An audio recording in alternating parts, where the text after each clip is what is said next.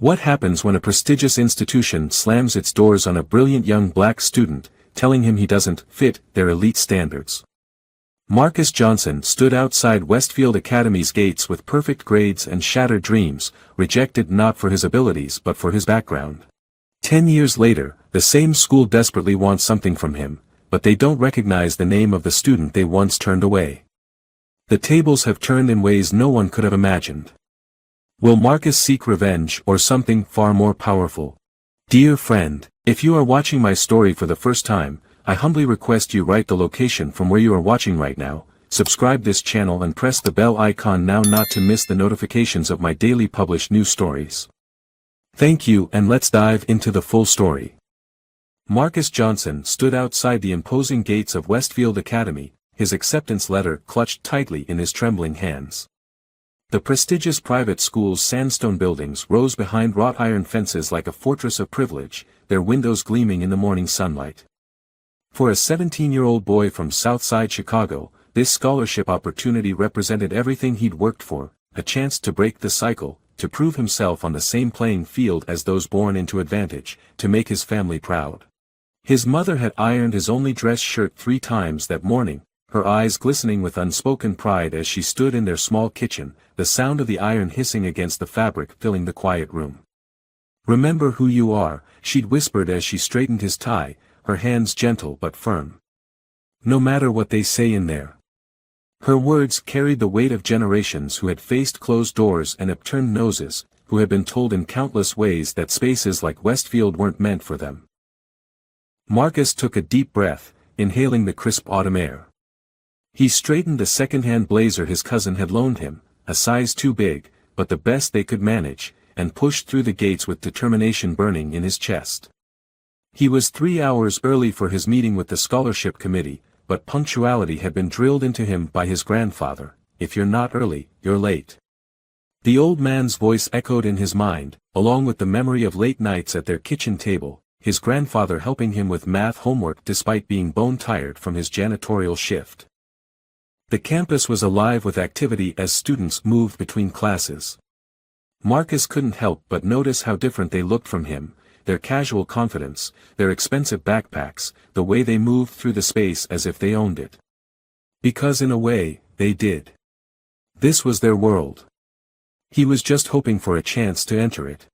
The admissions office was housed in a building labeled Founders Hall, its interior all polished mahogany and portraits of stern-faced men from centuries past. Their eyes seemed to follow Marcus as he approached the reception desk, as if questioning his presence. At the desk, a woman with perfectly coiffed gray hair looked up, her smile faltering slightly as she took in Marcus's appearance, the too large blazer, the anxious expression, the deep brown skin that marked him as different from the faces in the portraits. "Can I help you?" Her tone wasn't overtly hostile, but there was a certain coolness to it, an invisible barrier erected between them. "I'm Marcus Johnson. I have an appointment with the scholarship committee at 2 p.m., but I arrived early. I was hoping I could wait here." His voice came out steadier than he felt, a small victory. The receptionist, her nameplate read Mrs. Harrington, glanced at her computer screen, manicured fingers clicking on the keyboard. "Johnson. Johnson. Ah, yes. The diversity scholarship applicant." She said this loudly enough that 2 passing faculty members turned their heads, their gazes lingering on Marcus for a moment too long. Marcus felt his cheeks burn but kept his expression neutral, a skill he perfected over years of being the only black student in advanced placement classes. "Yes, ma'am. Well, you can't wait in here for 3 hours. Perhaps the library?" She gestured vaguely down the hall, already turning back to her computer, dismissing him from her attention. "It's down the corridor, take a left at the Memorial Hall, then right past the Alumni Gallery." Marcus thanked her and followed the directions, acutely aware of every step he took on the polished marble floors. He felt like an intruder, despite the letter that had invited him here. The hallways were lined with trophy cases displaying achievements spanning decades, debate championships, rowing victories, academic Olympiads. Names repeated across generations, suggesting dynasties of privilege: Whitmore, Pemberton, Lancaster. The library was a cathedral of knowledge, with soaring ceilings, stained glass windows, and rows upon rows of books stretching into the distance. It was empty except for a librarian who eyed him suspiciously until he showed his acceptance letter. The woman's skepticism softened slightly, but her eyes still followed him as he selected a quiet corner table far from her desk. Marcus spent those hours studying the school's history books, learning about the illustrious alumni who had passed through these halls, senators, CEOs, and judges, their success seemingly preordained by their admission to Westfield. The school had been founded in 1871 by industrialist William Westfield, who believed in educational excellence for the nation's future leaders. What had gone unsaid, but was clear from the historical photographs, was who those leaders were expected to be: white, male, wealthy. As the hours passed, students filtered in and out of the library. None sat near Marcus. Some glanced curiously in his direction, others pointedly ignored him. He focused on his research, absorbing everything he could about the institution he hoped would accept him, trying to imagine himself walking these halls daily, his name eventually added to the achievement rolls. A glossy viewbook on a nearby shelf caught his eye: Westfield Academy, Tradition, Excellence, Legacy. He paged through it, noting the carefully curated diversity in the photographs, a handful of non-white faces strategically placed throughout, like decorative elements. The text spoke of rigorous standards and maintaining a tradition of excellence. Between the lines, Marcus could read the subtext: Westfield was exclusive by design. At 1:45 p.m., Marcus returned to Founders Hall, now wearing the borrowed blazer he'd carried carefully in his backpack to avoid wrinkling it. The receptionist directed him to the third floor without looking up from her computer, her voice flat with disinterest. The scholarship committee awaited him in a wood-paneled room dominated by a massive portrait of the school's founder. 5 people sat behind an imposing oak table: Headmaster Richard Lancaster, a man whose silver hair matched the school's prestigious reputation, his posture ramrod straight, his expression unreadable; 2 board members, a stern-looking man with tortoise-shell glasses and a woman adorned with pearls, Elizabeth Carleton, the head of alumni relations, whose smile seemed practiced rather than genuine, and Dr. Evelyn Wright, the only black person in the room, who served as head of the mathematics department and whose kind eyes caught Marcus's attention immediately. "Please take a seat, Mr. Johnson," Headmaster Lancaster said, gesturing to a solitary chair placed several feet from the table, a physical manifestation of the distance between candidate and committee. Marcus sat, trying to appear relaxed despite the butterflies swarming in his stomach. He'd practiced for this interview countless times with his English teacher, Ms. Rivera, who had encouraged him to apply in the first place. "They'd be lucky to have you," she'd said. Now, faced with these 5 arbiters of his future, her confidence seemed far away. Headmaster Lancaster spoke first, his voice smooth and cultured. "Mr. Johnson, we've reviewed your application thoroughly. Your academic achievements are noteworthy." He paused, shuffling through the papers before him as if seeking something beyond the impressive statistics. A 4.0 GPA from. He glanced down at the file, his tone shifting slightly: Southside Community High School. The way he said the name of Marcus's school made it sound like a disappointment rather than an achievement, as if success from such a place was an anomaly rather than a testament to Marcus's abilities. "Thank you, sir," Marcus replied, his hands folded carefully in his lap to hide their slight tremor. "I've worked very hard to maintain my grades while participating in extracurriculars and running my small business." "Yes, well, hard work is admirable," Lancaster continued with a tight smile that didn't reach his eyes, "but Westfield demands excellence beyond mere grades. Our students come from backgrounds that have prepared them for the unique pressures and social expectations of elite education. The rigor here is different from what you may have experienced." The implication was clear: they doubted his ability to handle Westfield's challenges, not because of his intellect, but because of where he came from. One of the board members, the woman with a pearl necklace that probably cost more than everything in Marcus's home combined, leaned forward.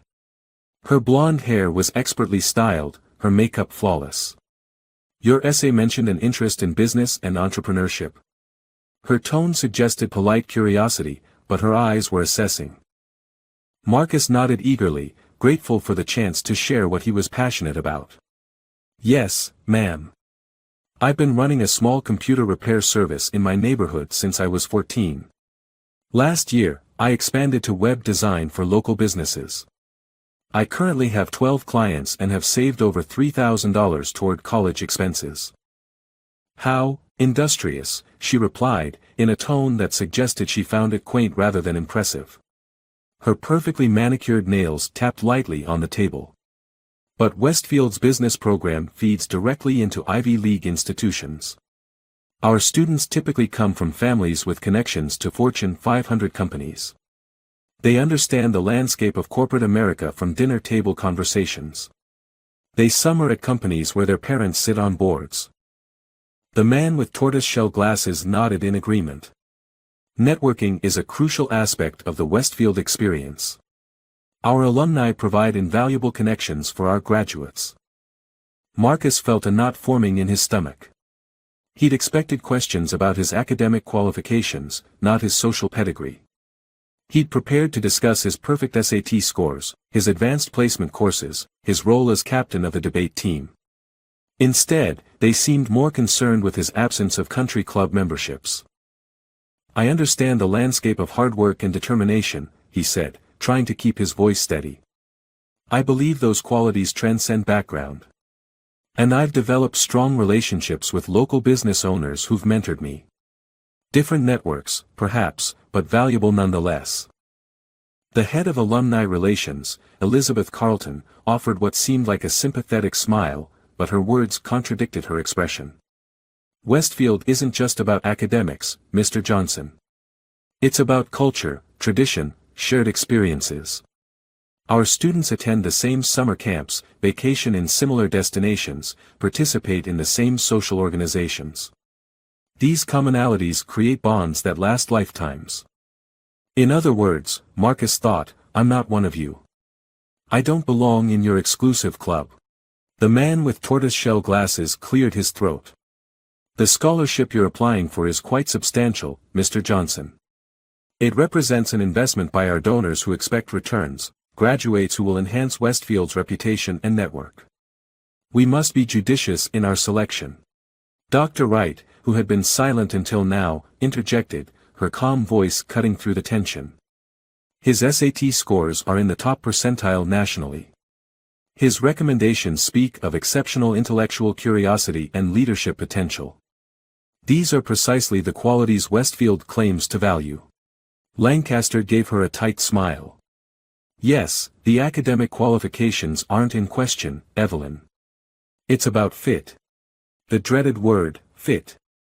Marcus had researched enough to know what that often meant in these contexts, a polite way of saying, people like us, a euphemism for the invisible barriers that kept institutions homogeneous despite their claims of meritocracy. I believe I can fit at Westfield, Marcus said firmly, summoning every ounce of confidence he possessed. I've overcome significant obstacles to achieve what I have. That resilience will serve me well here. And isn't diversity of experience valuable in an educational setting? Different perspectives lead to innovation. The committee exchanged glances, a silent conversation happening above Marcus's head. The pearl-adorned woman looked skeptical, Lancaster seemed unmoved, Dr. Wright nodded almost imperceptibly. There's also the matter of additional expenses, the female board member added after a moment of uncomfortable silence. The scholarship covers tuition, but there are social events, appropriate attire, international trips, technology requirements. Have you considered these aspects? The subtext was clear, how will you afford to truly belong here? I've saved $3,200 from my business, Marcus replied, proud of his entrepreneurial success despite the way it was being diminished in this room. And I intend to continue working while studying. I've managed to balance work and academics successfully thus far. This statement was met with barely concealed dismay.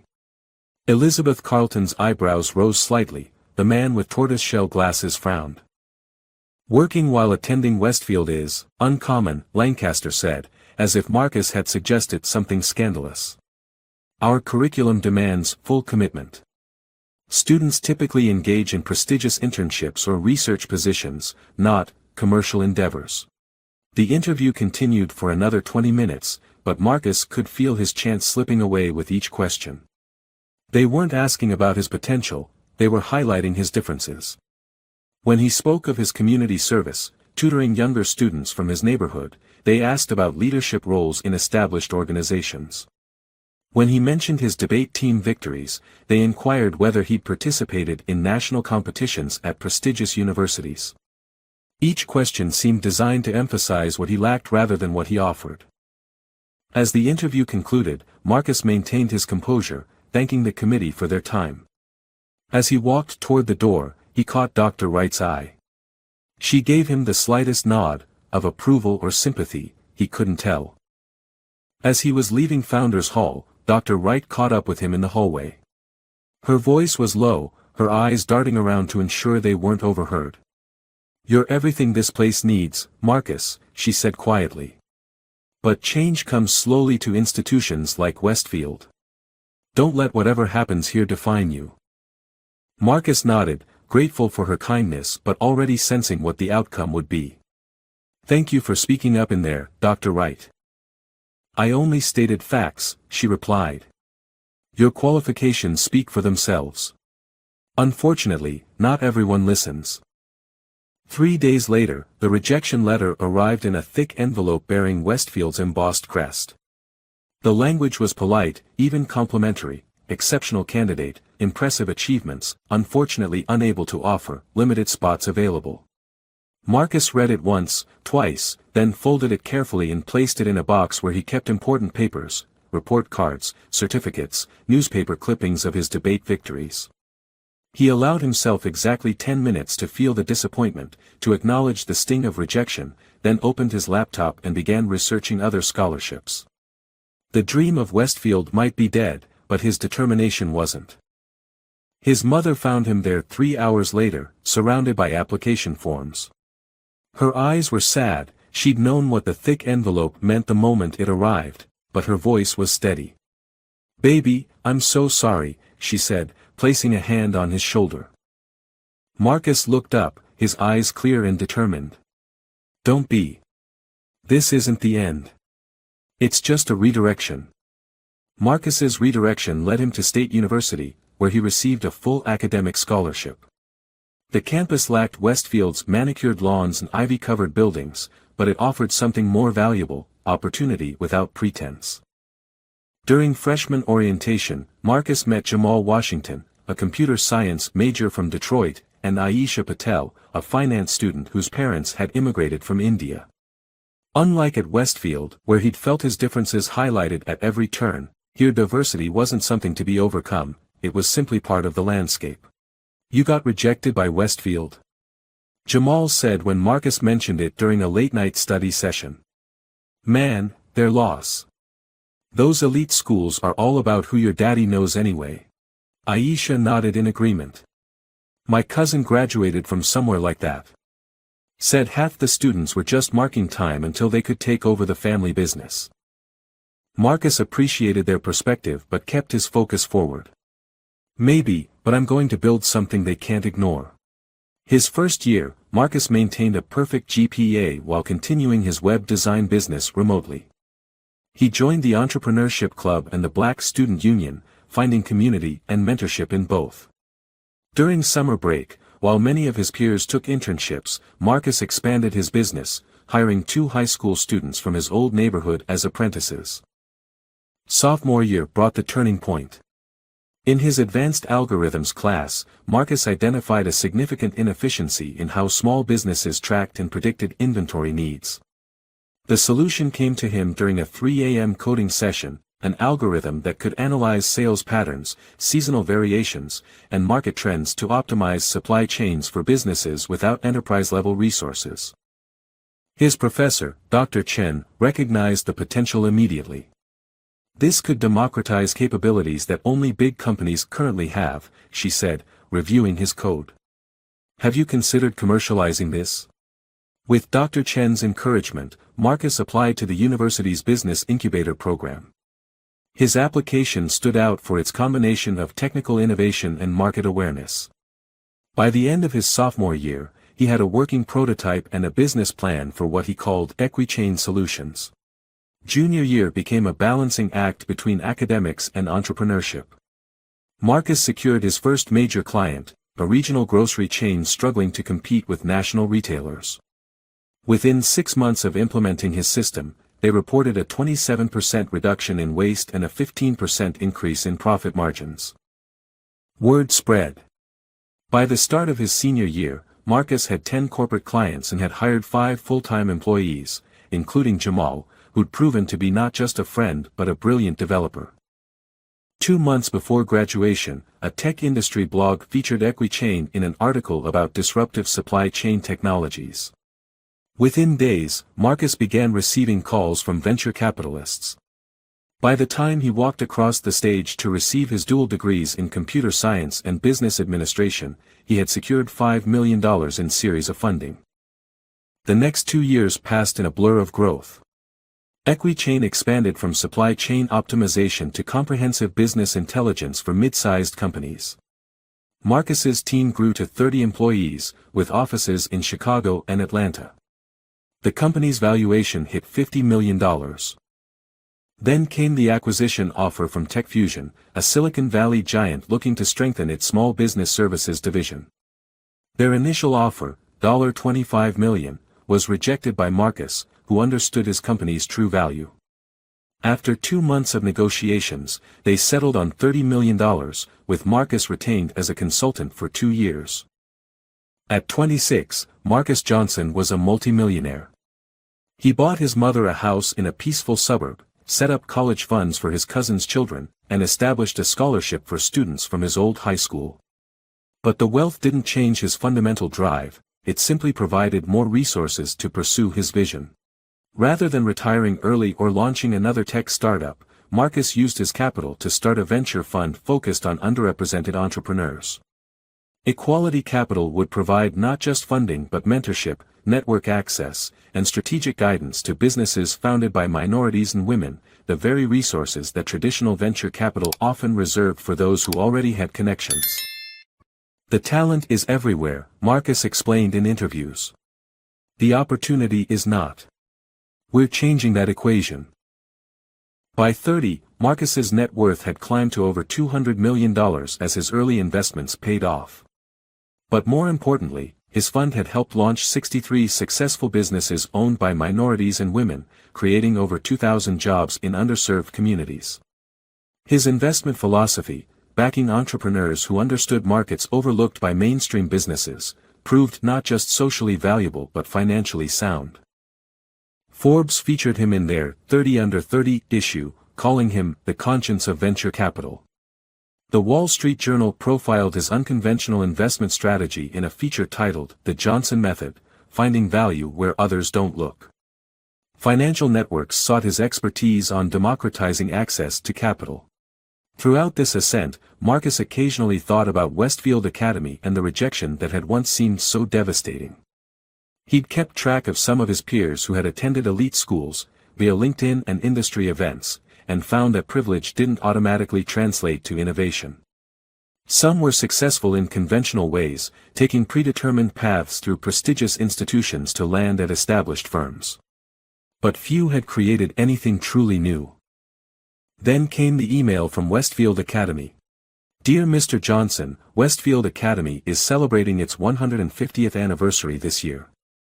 As part of our capital campaign, we're reaching out to distinguished individuals in the business community who might be interested in our mission of educational excellence. The message continued, outlining the school's plans for expansion, its commitment to preparing the next generation of leaders, and its need for significant funding to realize these ambitions.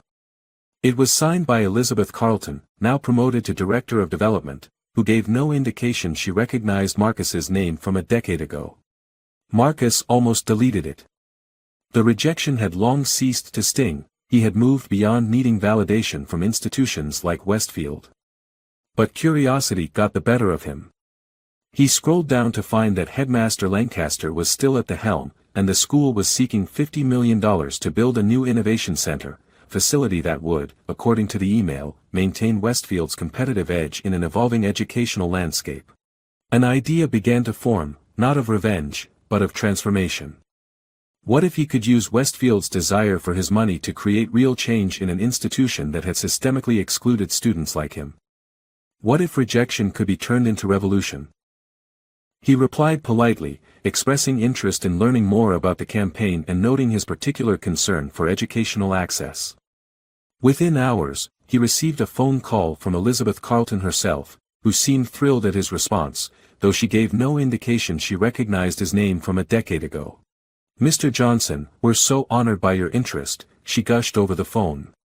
"Westfield's Innovation Center will truly transform what we can offer our students. Perhaps we could arrange a tour of the campus.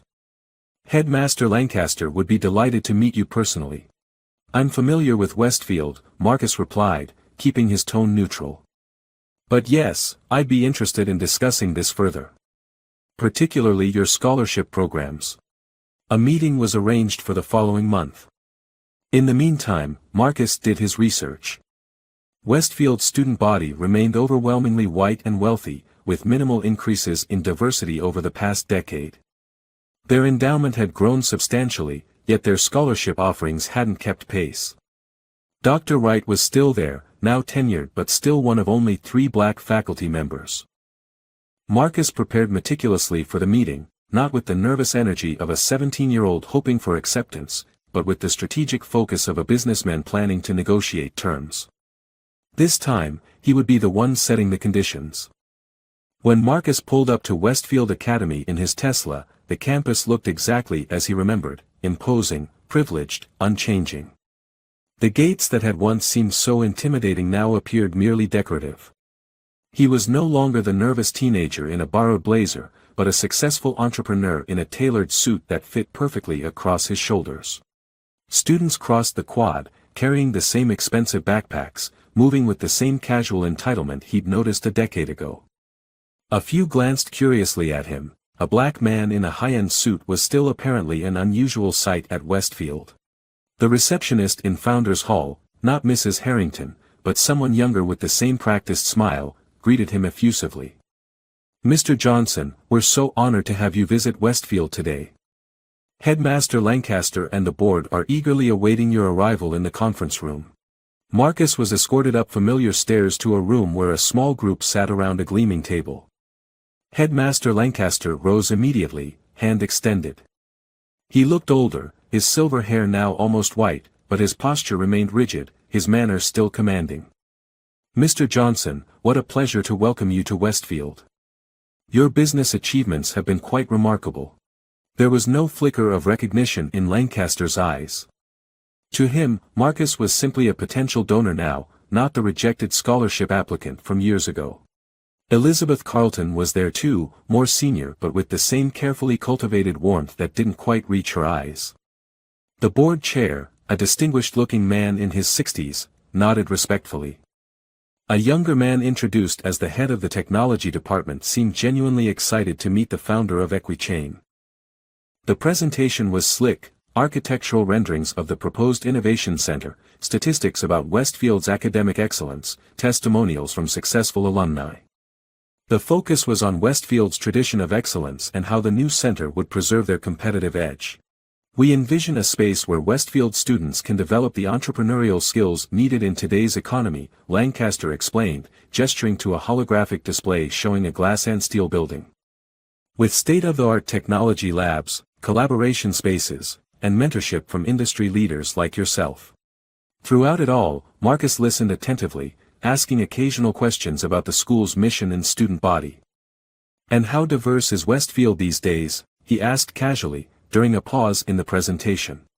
Lancaster cleared his throat, clearly prepared for this question from a successful black entrepreneur. "We've made significant strides in that area. Our student body includes 15% students of color, up from just 8% a decade ago. Diversity is a priority for us." 15%, Marcus thought. In a country where people of color made up nearly 40% of the population. And he suspected that even that modest number included international students from wealthy families rather than domestic students from underrepresented backgrounds. "And scholarship students?" Marcus pressed.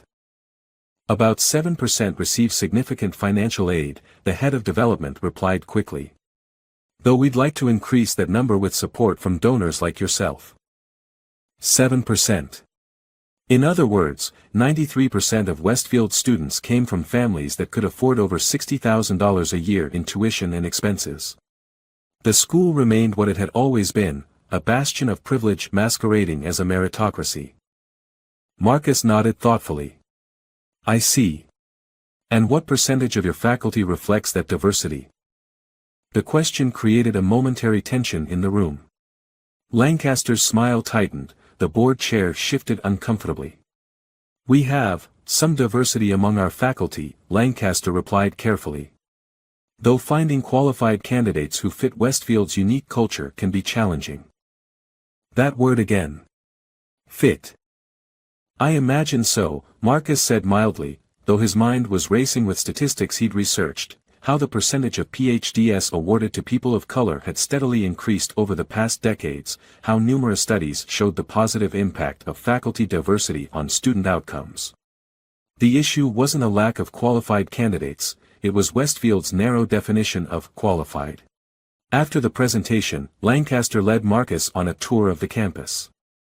As they walked, the headmaster spoke of legacy and tradition, of Westfield's role in shaping the nation's elite. He pointed out buildings named after prominent donors, athletic facilities that had produced Olympic athletes, art studios where the children of famous artists had developed their talents. They passed the library where Marcus had once waited for 3 hours, studying the school's history. Our library holds over 50,000 volumes, Lancaster boasted. Some dating back to the school's founding. Impressive, Marcus commented. I spent some time here once. Lancaster looked puzzled. You've visited Westfield before? In a manner of speaking, Marcus replied enigmatically, enjoying the momentary confusion on the headmaster's face. They continued past classrooms where students in crisp uniforms sat in small groups, engaged in discussion.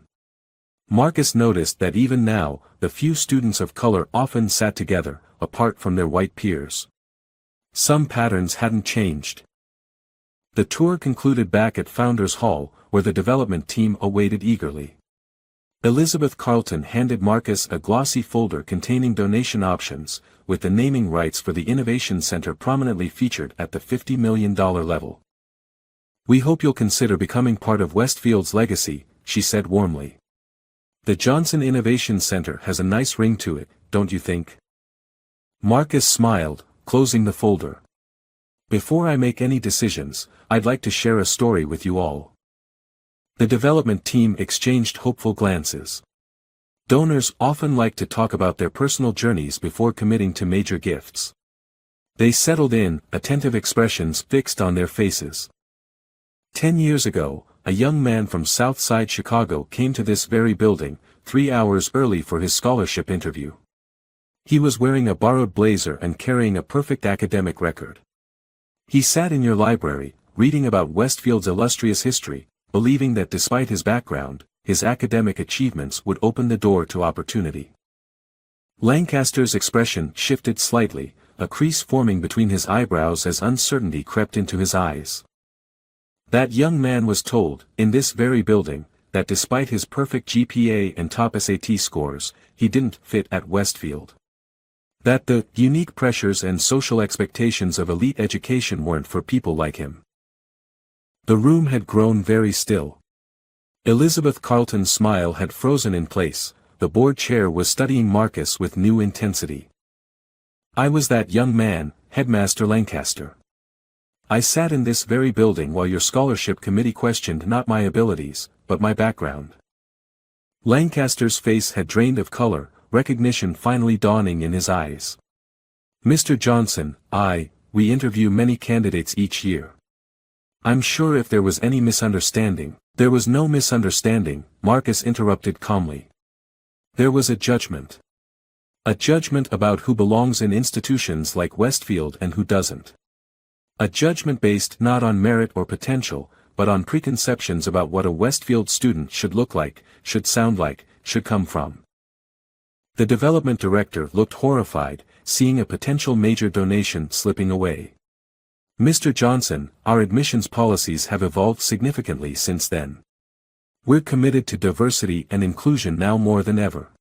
Marcus turned to her. Are you? Let me ask you this, how many students like me, black kids from underprivileged neighborhoods with stellar academics but no connections, did you accept this year? The uncomfortable silence answered his question. That's what I thought. Marcus stood, buttoning his suit jacket. You're still selling the same exclusivity, just with better marketing. You've added a few more faces of color to your brochures, but the fundamental purpose of Westfield remains unchanged, to keep privilege circulating among the privileged. Lancaster rose as well, desperation creeping into his voice. The potential loss of a major donor clearly outweighed any embarrassment he might feel about past decisions. Mr. Johnson, please. Whatever happened in the past, we can assure you that Westfield is changing. Your support could help accelerate that change. My rejection wasn't personal, Marcus acknowledged. It was systemic. And systems don't change without intentional restructuring. He paused, considering. Perhaps. But my support will come with specific conditions. The relief in the room was palpable. They hadn't lost him yet.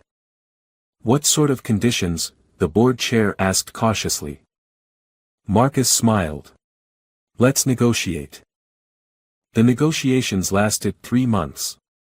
Westfield's leadership initially balked at Marcus's demands, but the allure of what would be the largest donation in the school's history, along with the connections and prestige that would come with associating with Marcus Johnson, eventually prevailed over their resistance to change.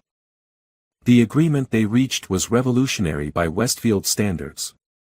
Marcus would donate $75 million, $25 million more than they had initially sought, but with legally binding conditions that would transform the institution. 50% of all students admitted to Westfield must receive financial aid, with at least half of those receiving full scholarships. 25% of the student body must come from neighborhoods and schools that have historically been underrepresented at elite institutions. The faculty and administration must reflect similar diversity within 5 years, with binding targets and financial penalties if those targets weren't met. The Innovation Center would house a business incubator program specifically for young entrepreneurs from disadvantaged backgrounds, who would work alongside Westfield students. A new position, Dean of Diversity and Inclusion, would be created, with significant authority over admissions and faculty hiring. The board had tried to negotiate down these percentages, to extend the timelines, to add loopholes. Marcus had remained firm. This isn't charity, he told them during a particularly tense meeting. This is investment in talent that you've been systematically overlooking. If you want my money, these are the terms. In the end, they agreed. The announcement was scheduled for Westfield's Founders' Day celebration in April, when alumni returned to campus and donors were traditionally honored. In the weeks leading up to the ceremony, Marcus met with Dr. Wright, who had been appointed to the new Dean of Diversity position, a role she accepted with a determination that matched Marcus's own. You're forcing them to change from the inside out, she said during their lunch meeting. It won't be easy. There will be resistance. I'm counting on you to navigate that resistance, Marcus replied. You've survived in this environment for years. You understand both the institution and the students it needs to serve. Dr. Wright nodded. When you sat in that interview room 10 years ago, I knew we were making a mistake. But I was one voice against 4. Now. She smiled. Now I have some real authority to make changes. And a legal agreement backing you up, Marcus added. On the day of the ceremony, the Westfield campus was transformed. Banners celebrating the school's 150-year history hung from buildings, alumni in expensive suits mingled on the lawns, current students led tours for potential donors. The atmosphere was festive, celebratory, a commemoration of Westfield's legacy of excellence. A stage had been set up on the main quadrangle, with a large sign covered in velvet. The crowd that gathered, students, faculty, alumni, press, expected the usual, a wealthy donor being honored for their generosity, their name to be unveiled on a new building, mutual congratulations all around. What they got instead was something entirely different. Marcus stood at the podium on Westfield's manicured lawn, looking out at the crowd. He spotted familiar faces: Lancaster, looking uncomfortable despite his public smile, Elizabeth Carleton, still managing to appear gracious despite the changes being forced upon her domain, board members whose initial resistance had transformed into reluctant acceptance once the size of his donation became clear. But he also saw newer faces that gave him hope: Dr. Wright, standing proudly at the front, a group of local high school students who had been invited as potential scholarship recipients, community leaders from neighborhoods like the one he'd grown up in. "Education should be a bridge, not a barrier," he began, his voice carrying across the hushed crowd. "Too often, institutions like Westfield have served as gatekeepers rather than gateways. Today, that begins to change." With a nod to a nearby assistant, the velvet was pulled away, revealing not the Johnson Innovation Center, as many had expected, but the Opportunity Access Center. Murmurs rippled through the crowd. Some alumni looked disgruntled, expressions of shock and discomfort evident on their faces as they whispered to one another. Others, particularly younger faculty and current students, were nodding enthusiastically, a few even breaking into spontaneous applause. The contrast in reactions painted a vivid picture of the divide Marcus was attempting to bridge. "My donation of $75 million, the largest in Westfield's history, comes with specific requirements," Marcus continued. 50% of all students admitted to Westfield must now receive financial aid. 25% must come from neighborhoods and schools that have historically been underrepresented here.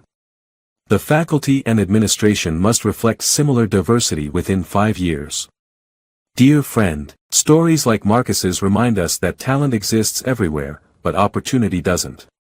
Every day, brilliant minds are overlooked simply because they don't fit a narrow definition of belonging. When institutions close their doors to diversity, they don't just hurt individuals, they deprive our world of innovation, leadership, and transformation. If this story moved you, help us spread this message by hitting that like button. Your support allows us to continue creating content that challenges perspectives and celebrates the power of resilience. Subscribe now to join our community of viewers who believe in the importance of representation and the beauty of watching tables turn when underestimated people rise to their full potential. Together, we can change the narrative.